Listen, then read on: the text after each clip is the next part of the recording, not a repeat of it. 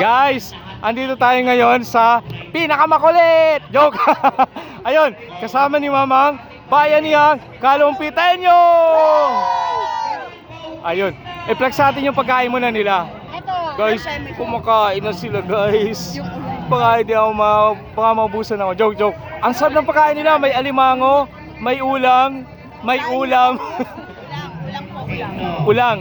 Merong eggplant, bangus na daing, ang dami ang saya, kaya pala masaya sila oh. Ito yung boodle fight, nakakita nyo na oh, actual na boodle fight. Kaway-kaway naman po, baka may isa shoutout kayo. Baka may isa shoutout. Shoutout po kay Mayor Lem. Shoutout kay Mayor Lem. Ayun oh. Masarap po ba? Sarap po. Wow. Masarap ang kinakain nila. Pa rin pa to. 580 ang bayanihan. Bayanihan din po ito. Bayanihan. Cluster 1, Cluster 2. Cluster 3. Tingnan natin yung pagkain dito. Ayan po, nakain na po sila. Wow! Ay guys, naubos na nila. Di ako natiran. Joke, joke. Ayun, may ano oh.